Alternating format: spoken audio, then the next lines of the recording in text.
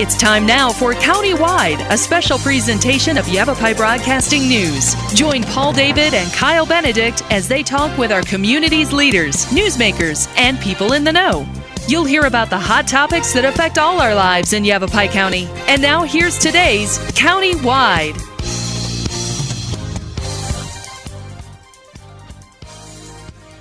Welcome to Countywide. I'm Paul David. As always, it is great to have you in studio with us today. We've got two guests. We've got Prescott National Forest wildlife biologist Noel Fletcher. Good morning. I'm going to slow down for this one. Prescott National Forest forester Ben de Blois. Thank you. I got it. You got it. We're off to a good start. We brought them in for two reasons. Number one, a week ago Monday, we had the Hassayampa Landscape Restoration Project. We had a public meeting on that. We're going to talk about that. And then we have a Chino Restoration Project coming up as well. So these are both going to require burning and all kinds of different treatments over on the Prescott National Forest, on the Prescott side of the mountain, Chino Valley side of the mountain. Correct. Okay, Correct. so we're going to talk about those and kind of pick them down and see what's going to be happening. Maybe we should start with the Hassayampa. Yeah. So what's going on with the Hassayampa one? And let's start with this. Where is the Hassayampa project at? So the Hassayampa Restoration Project is essentially like the southern half of the Bradshaw Ranger District. Okay. So kind of that southern extent of what we call the Prescott Basin, the area right around the city of Prescott, Okay. all the way down to Crown King, from Dewey and Humboldt on the east side to Wilhoit on the west side. Okay, that So paints a good picture, folks. Pretty good sized project. Okay. How many acres? It's just over 250,000 acres of Okay. a project area. So Now, let me ask you this. Have you guys been doing some work down there already? I mean, it seems like there was a lot of burning towards the end of last year.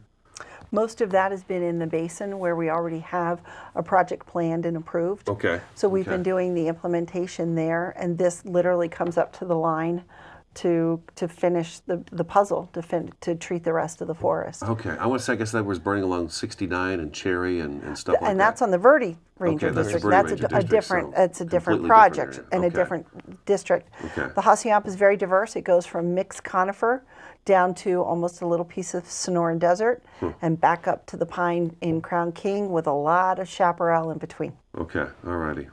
Okay, so 250,000 acres, is that what we heard? correct. Wow, that is a huge chunk of land. It is. It is. Not something you could just do in a day or a week. Absolutely No. not. No. Okay. No. So let me ask you this. What's wrong in there that we've got to go in there and help the forest out? It's out of balance. Okay. It's there are natural processes that play out on the landscape when we're not around. Lightning, insects, things like that, thin the trees. And we've been on the landscape for a long time, suppressing fires. And every time we put a fire out, we're disrupting the disturbance pattern. And so we've been doing it for so long that it's old, it's overcrowded, and it's unhealthy. It's too much competition. And so a lot of the trees are stressed. The chaparral is very dry and old. We were talking earlier about the chaparral, how when it's young, when it's new, it's soft and green. Well, if you're a mule deer, those words, it would be palatable and nutritious. Okay. When it's been 80 years old, it's neither of those. Right. I mean, who wants to eat that? Nobody. Right. And so we want to make it more nutritious and healthy for them. And so by setting things back to an earlier seral age class, Okay. we get a better diversity of age classes across the landscape. Okay. And then, if anything does happen, we've got all different sizes, all different age classes, and it can better, the buzzword is resilient. It's more resilient to anything that might happen. I guess that means what that does is you've got the young in there next to the old. When the old pass out, the young pop up and take over. But we got to get them Correct. started. Yeah, and so we've got a bunch of scraggly stuff in there that's just not growing well. Well, if you remember back 2002, 2003, we had that bark beetle outbreak. Yes, So if you remember those yes, pictures. it was very devastating. I mean, all across the state, I remember that. You would literally be driving down the highway and you would see just these enormous stands of pine trees that are just sitting there dead. Brown. And then the fires, and I think Crown King had a big issue with the bark beetle down in Crown King area. The horse thief basin. It Yeah. was essentially, we had some, unfortunately spectacular photos of complete devastation from that. Right, they really hit the Crown King area. I remember that being in the news, that Crown King was really devastated by the bark beetle. And then the fires down there. Lane 2. The Yeah. reason the beetles were able to get so high in their numbers and have such an effect It's because the landscape was out of balance. The trees were too crowded. They were not healthy enough. They did not have enough water and nutrients to pitch the beetles out and resist them. They were too stressed. Now, some folks would say, well, there's the drought going on. But I mean, if I'm thinking to myself right now that if I take a stand of 50 trees that are all clumped together and I reduce that in half to 25 trees that are spaced apart, there's not as much competition for all that water. Correct. We Okay. actually have 10 times too many trees on the landscape. Yeah. 10 times. We have close to 200 trees per acre right now. Or more. Or more. What's I'm being healthy? 6 to 10, maybe 20. Oh, wow. So we Okay. have 10 times too many trees. Okay.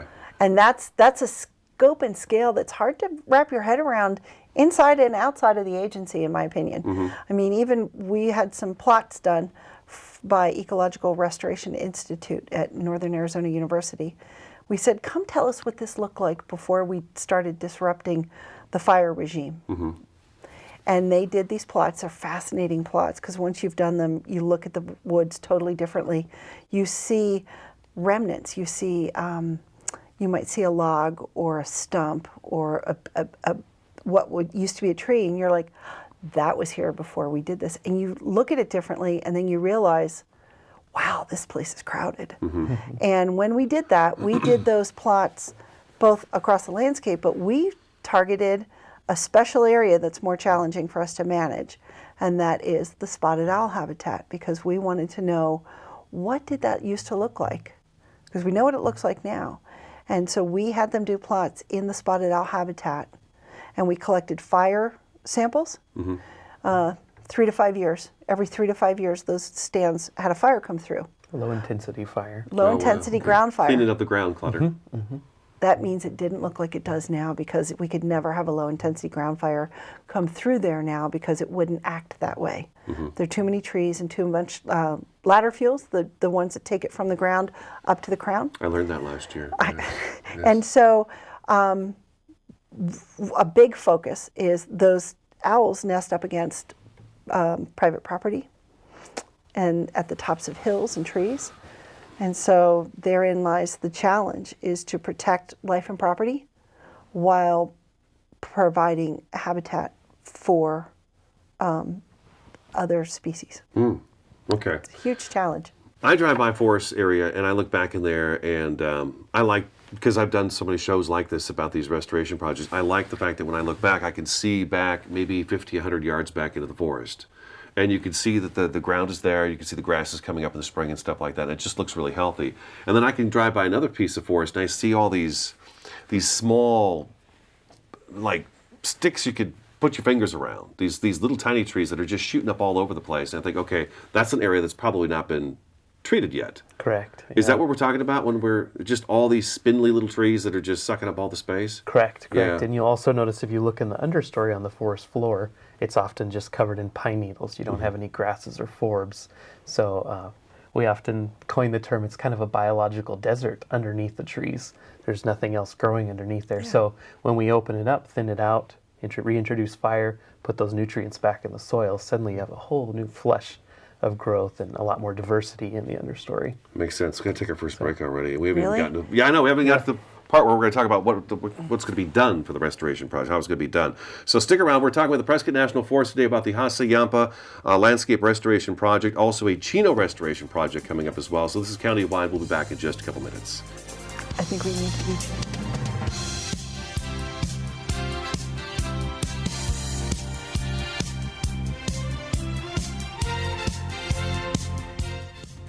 Hello, I'm Jen Cohen, host of Verde Valley TV's hit TV show, The Verde Valley Experience. On each episode, we feature local organizations, nonprofits, persons of interest, events, activities, and great local musicians. It's informative, it's entertaining, it's fun. It's the Verde Valley Experience.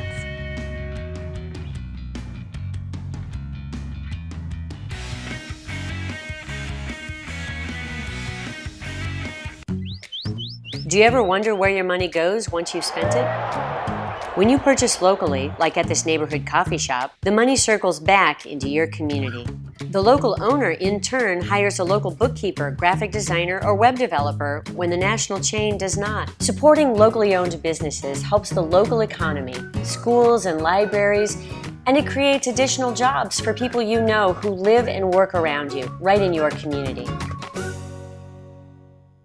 Hi, I'm Jen Cohen. Join me now through Valentine's Day for our Shop Local First Showcase, presented by Local First Arizona and Verde Valley TV. On this program, we'll showcase various local businesses that can help you with your Valentine's Day planning and gift buying.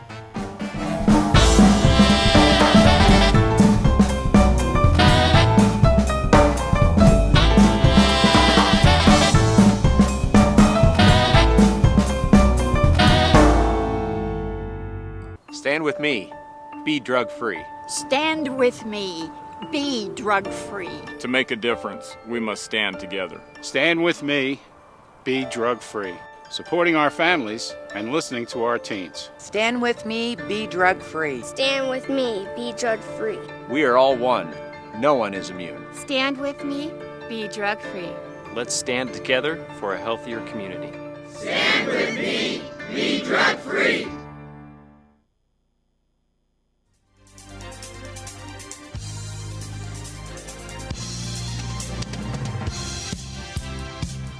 Welcome back to Countywide. We're talking with the Prescott National Forest about the Hassayampa Landscape Restoration Project. As a matter of fact, Noel and Ben have agreed to stay with, and we're going to record a second show today to talk about the Chino Restoration Project because there's just too much to talk about. There is. Yeah. So when we took the break, we were talking about the benefits of this, what transpires after this is done, the benefits to the forest. So give me some more of the benefits. Well, Ben talked about opening up the canopy. Fewer trees means sunlight and water can get down to the ground, which means we have grasses and forbs and shrubs growing up underneath that. Well, with the change in the vegetation comes a change in the residency. We have small mammals, we have songbirds, we have insects, we have pollinators.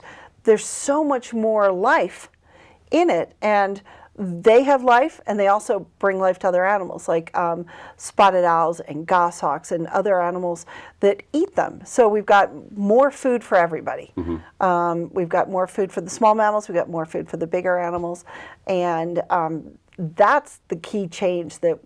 And with that vegetation, it helps hold soil in place, and it just makes it healthier and more in balance. So in terms of the watershed, you know, that's very important. It's, you know, much more resilient to when a wildfire event does occur. It's not all going to burn up and have that damage to the soil that often occurs after a high intensity wildfire. Maybe we should jump into that next. You just said that the wildfire. We've had a few wildfires over the past years. The Indian fires, you mentioned one a little while ago. Well, we have had the Lane 2, the Gladiator. I'm trying to think what else. Oh, Dosey. And if we can do these treatments mechanically, we are changing the structure of the vegetation, which will inherently change the way fire behaves on the landscape. Explain that one. If we threw a match out there right now where we haven't had fire for 80 years. Or more. It will literally slick it off. It'll burn everything. It'll consume all of the plant material from the ground all the way to the crown. The crown is up off the ground, the tops of the trees, or even the chaparral. So if we can come in and thin the trees and reduce what we call the ladder fuels, remember? Then we can have a ground fire, and we keep our trees, and they don't burn. It crawls across the landscape. It stays down the ground, burns off the pine needles, the twigs, the pine cones, all that stuff. But it doesn't climb up into the canopy. And it might kill a few trees, but that's okay. We know it's going to do that. We plan for that, but it isn't going to kill all of them. And then in the chaparral, if you go to burn 100-year-old chaparral, it's all going to burn. The leaves have oils in them. The stems are cured and dried. It's a tinderbox waiting to go. But then when we knock it all down and it resprouts, if a fire comes up on a really young age chaparral, there won't be fuel to burn. It goes past it. It just burns right past it stops. Okay. No, it doesn't burn past it. It stops. You don't have all that dececadence to kind of carry the wildfire. Gotcha. So. Okay. It stops. Okay, I see what you're saying. So we're going to be doing, help me out, what are we doing around all the private? Talk to me. So in order to facilitate doing some larger scale prescribed burns or even managed wildfire, if we have a natural ignition under certain conditions, there's a lot of private inholdings all throughout the Hassayampa project area. So what we're doing is analyzing for putting in field breaks around each of those inholdings. That way we're protecting life and property, ahead of time. Okay. Being proactive on that. But that will safely allow us to reintroduce fire. Especially in chaparral ecosystems, it's a little bit different fire regime than what we were describing for, say, our ponderosa pine. Chaparral, it's a stand replacing event every 35 years or so. So a little more intense, especially when you have structures and people around there. It's not something that's as easily, it's not as easy for us to reintroduce fire in chaparral as it is in ponderosa pine. Okay, because it's a pretty volatile plant. I mean, it is because it's got oil. these of the oils. Right. Correct. Okay. So the fuel breaks around every private inholding in the project area are about 5 chains. A chain is 66 feet, so that's 330 feet wide. Okay. Because typically when a chaparral fire is burning, the flame lengths aren't going to jump across 300 feet where there isn't the fuel to burn. Gotcha. So up against the private property, some of the tools we'll be using will be a masticating machine. We will be using hand thinning. And a lot of that is driven by whether or not there's access with the road or how steep or fragile the soils are. Okay. Because we need to protect the private property, so we're going to do that treatment around it so that if we do get a fire on the landscape and we're comfortable with the treatments that we have in place, we can allow it to burn because we know it's going to stop before it goes to the private. Are there any other tools we'd use in the fuel breaks that you can think of? Those are definitely the primary methods. Okay. Yep. So there will be some burning. We are going to see some smoke. Absolutely. So when is this? Let me ask you this: when do we get started on the Hassayampa project, or is it already underway? So no. Okay. What we just did is just the public scoping. Okay. It's kind of part of the timeline is to basically share with the public, what we're thinking. Is there any concerns you have? Did we miss anything? So it's kind of the public's opportunity to comment on what we're thinking. Okay, I think the comment period for this first one, the Hassayampa, ends February 9th. Correct. Okay. So we're in the design stage. We're collecting information and we're designing. And shortly after the comment period ends, we'll be able to finish the design, and then we'll be able to start the analysis. And we know that takes a while. And so we'll do the analysis because it's interdisciplinary. Foresters talk to biologists, talk to soil scientists, talk to botanists, talk to fish people, talk to hydrologists, talk to engineers, talk to landscape architects. It's integrated. We all work together to design this project, and we will be working with our sister agency, the Fish and Wildlife Service, because we have 2 threatened species in the project area. We have the Mexican spotted owl and the Gila trout. It's either threatened or endangered, I can't remember, but we have those 2 species in the Grapevine Botanical Area. So we'll be coordinating with that agency. And I thought by beginning of January of 18 is when we're hoping to be signing a decision and starting to implement, which is actually pretty quick for a 250,000 acres. I was going to say, yeah, because Debbie McNeely sent out the trail proposal that was signed, and that started in 2008. And I thought, oh my gosh, I think I remember actually writing about that, public meeting and stuff like that. Now here it is, finally, it's going to come to fruition. That took a lot of public input and public coordination. But, this is... you don't jump into these projects, let's put it that way. No. It takes a lot of research, and you guys have numerous public meetings, I know that. Yeah. And then there's all the stakeholders, and you mentioned just a ton of people, and I can't imagine getting all those heads together. So we can't do this all by ourselves. Right. So part of the implementation is working with partners. Oh, I got to take a break. You want to tell me who the partners are when we come back? I do. Because you'll have 2 minutes to do it, okay? Excellent. All right, this is Countywide. Stick around. We're talking about the Hassayampa Land Restoration Project on the Prescott National Forest. We'll be back in just a couple minutes. Oh, thank God we're going to...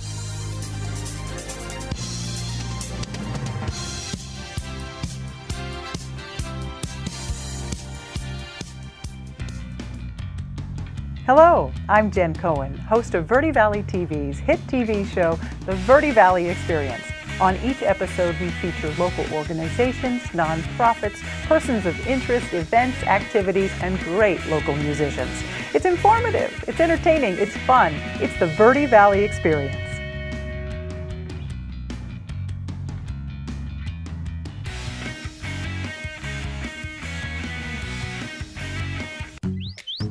Do you ever wonder where your money goes once you've spent it? When you purchase locally, like at this neighborhood coffee shop, the money circles back into your community. The local owner, in turn, hires a local bookkeeper, graphic designer, or web developer when the national chain does not. Supporting locally owned businesses helps the local economy, schools and libraries, and it creates additional jobs for people you know who live and work around you, right in your community. Hi, I'm Jen Cohen. Join me now through Valentine's Day for our Shop Local First Showcase, presented by Local First Arizona and Verde Valley TV. On this program, we'll showcase various local businesses that can help you with your Valentine's Day planning and gift buying.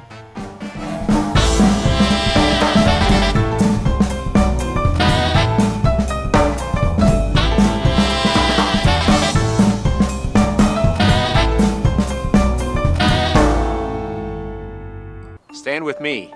Be drug-free. Stand with me. Be drug-free. To make a difference, we must stand together. Stand with me. Be drug-free. Supporting our families and listening to our teens. Stand with me, be drug-free. Stand with me, be drug-free. We are all one. No one is immune. Stand with me, be drug-free. Let's stand together for a healthier community. Stand with me. Be drug-free.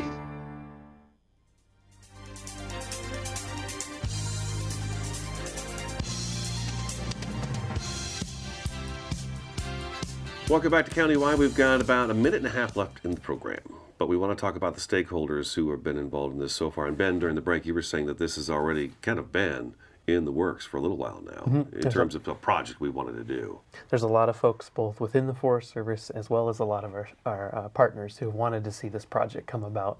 Okay. So some of the entities that we're working with, some of our partners would include the BLM, their Phoenix District, Arizona State Forestry and Fire Management, a lot of the Firewise communities located within the project area, like Crown King, Walker, Breezy Pine. So a lot of them have really wanted to see this project happen. A Firewise community is a community that has taken the steps to make sure that they have defensible space around the community. Is that correct? Or actively pursuing that. Or actively pursuing Some of them have it. a long ways to go, but they're at least pursuing that. It's okay. It's a thing. All right. And then we've got some wildlife folks We as do, well. because we've been working for a long time with the National Wild Turkey Federation doing turkey transplants in the area and things like that. And then another partner that we're working with is the Mule Deer Foundation. I talked about the chaparral being good browse for mule deer. So those are two very active partners. A lot of times what they'll bring to the table is some muscle and material and volunteers. They bring, this is where sportsmen are conservationists year-round. It isn't just during the hunt. This is where we improve habitat. We love to get children engaged so that they understand that it isn't just about the hunt. It's about, providing and improving the habitat year-round. And that's a really important part Which for preserves the hunt. Well, save the habitat, save the hunt, and then Wild Turkey Federation tagline. But it's also about getting our kids back out in the woods, getting their hands dirty, and getting them reconnected to the land in more than just a consumptive way to give back. Yeah. It's huge. We went out to lunch at Mormon Lake last summer, and there was this little boy in cowboy boots and a T-shirt, and he was filthy dirty from head to toe. And I said, Beautiful. "Now there's a kid right there. That Beautiful. kid is going to sleep like a log tonight." Yeah. All right, Prescott National Wildlife Biologist Noel Fletcher, thanks for coming in. Thank you. And Prescott National Forester Ben de Blois, thank you for coming in. It's been great. They're going to stick around. We're going to do another show here in just a second. This has been today's Countywide. Thanks for watching and listening, and we'll talk to you again next time.